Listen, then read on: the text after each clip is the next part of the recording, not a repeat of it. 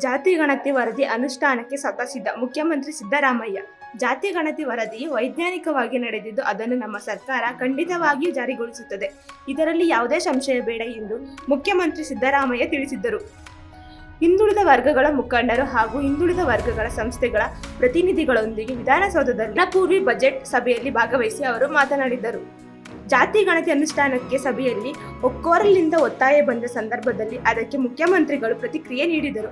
ಸರ್ಕಾರ ಜಾತಿ ಗಣತಿ ಪರವಾಗಿದೆ. ನಮ್ಮ ಸರ್ಕಾರ ಜಾತಿ ಗಣತಿ ವರದಿಯನ್ನು ಸ್ವೀಕರಿಸುತ್ತಿದೆ. ಮುಂದಿನ ದಿನಗಳಲ್ಲಿ ಅದನ್ನು ಖಂಡಿತವಾಗಿಯೂ ಜಾರಿ ಮಾಡಲಾಗುತ್ತದೆ. ಅದರ ಬಗ್ಗೆ ಅನುಮಾನ ಬೇಡ ಎಂದು ತಿಳಿಸಿದರು. ತಮಿಳುನಾಡು ವರದಿಯಲ್ಲಿ ಮೀಸಲಾತಿ ಹೆಚ್ಚಳಕ್ಕೆ ಸಭೆ ಆಗ್ರಹಿಸಿ 1992ರ ಇಂದಿರಾ ಸಹಾನಿ ಕೇಸನ್ನು ಉಲ್ಲೇಖಿಸಿ ಮೀಸಲಾತಿ 50% ಇರಬಾರದು ಎನ್ನುವ ಅಂಶವನ್ನು ಸಭೆಯಲ್ಲಿ ತಿಳಿಸುತ್ತಾ, ಕಳೆದ ಸರ್ಕಾರದಲ್ಲಿ ಆರ್ಥಿಕವಾಗಿ ಹಿಂದುಳಿದವರಿಗೆ ಎಂದು ಮೀಸಲಾತಿ ಕಲ್ಪಿಸಿದ್ದು ಸಂವಿಧಾನದ ಆಶಯಗಳಿಗೆ ವಿರುದ್ಧವಾಗಿದೆ.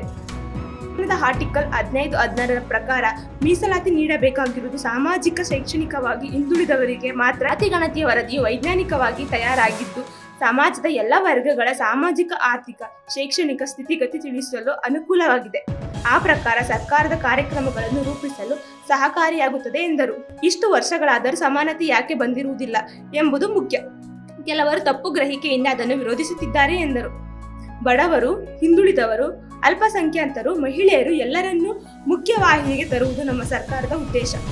ಅಸಮಾನತೆ ಹೋಗಬೇಕು. ಜಾತಿ ವ್ಯವಸ್ಥೆಯಿಂದ ನಿರ್ಮಾಣವಾಗಿರುವ ಅಸಮಾನತೆಯಿಂದ ಬಹುಸಂಖ್ಯಾತ ಜನ ಅವಕಾಶ ವಂಚಿತರಾಗಿದ್ದಾರೆ. ಎಲ್ಲರಿಗೂ ಸಮಾನ ಅವಕಾಶ ನೀಡಬೇಕಾಗಿದೆ. ತಳ ಸಮುದಾಯವಿರಲಿ, ಮೇಲ್ವರ್ಗದವರಿರಲಿ, ಎಲ್ಲರಿಗೂ ಸಮಾನತೆ ಇರಬೇಕು ಎಂಬ ಅಂಶವನ್ನು ಬಾಬಾ ಸಾಹೇಬ್ ಅಂಬೇಡ್ಕರ್ ಹೇಳಿದ್ದಾರೆ. ಹಿಂದುಳಿದ ವರ್ಗಗಳಲ್ಲೂ ತಾರತಮ್ಯ, ಅಸಮಾನತೆ ಇದೆ. ಇದನ್ನು ಒಂದೇ ಬಾರಿಗೆ ಹೋಗಲಾಡಿಸಲು ಸಾಧ್ಯವಿಲ್ಲ. ಅಲೆಮಾರಿ ಜನಾಂಗಕ್ಕೆ ವಿಶೇಷ ಸ್ಥಾನಮಾನ ನೀಡುವ ಬಗ್ಗೆ ಪ್ರತಿಕ್ರಿಯಿಸಿ, ಅಲೆಮಾರಿ ಆಯೋಗ ರಚನೆಗೆ ಉಂಟಾಗಿರುವ ಸಮಸ್ಯೆಗಳಿಂದ ಆಯೋಗ ರಚನೆ ಸಾಧ್ಯವಾಗುವುದಿಲ್ಲ ಎಂದರು. ಅಲೆಮಾರಿ ಜನಾಂಗಕ್ಕೆ ಉಚಿತ ಶಿಕ್ಷಣ ಹಕ್ಕು ಒತ್ತಾಯಕ್ಕೆ ಪ್ರತಿಕ್ರಿಯಿಸಿ, ಸರ್ಕಾರ ಶಿಕ್ಷಣ ಹಕ್ಕನ್ನು ನೀಡಿದೆ. ಅದರ ಪ್ರಕಾರ ಸರ್ಕಾರಿ ಶಾಲೆಗಳಲ್ಲಿ ಉಚಿತ ಶಿಕ್ಷಣ ಹಾಗೂ ಖಾಸಗಿ ಶಿಕ್ಷಣ ಸಂಸ್ಥೆಗಳಲ್ಲೂ ಅವಕಾಶ ಸಿಗಲು ಸರ್ಕಾರ ಅವಕಾಶ ಮಾಡಿಕೊಟ್ಟಿದೆ. ಬಾರಿಯೂ ಆಯವ್ಯಯದಲ್ಲಿ ಅಲೆಮಾರಿ ಜನಾಂಗಕ್ಕೆ ವಿಶೇಷ ಗಮನ ಹರಿಸುವುದಾಗಿ ತಿಳಿಸಿದರು. ಜೊತೆಗೆ ಅನುಗುಣವಾಗಿ ಹಿಂದುಳಿದ ವರ್ಗಗಳಿಗೆ ಕಾರ್ಯಕ್ರಮಗಳನ್ನು ರೂಪಿಸುವುದಾಗಿ ಭರವಸೆ ನೀಡಿದರು.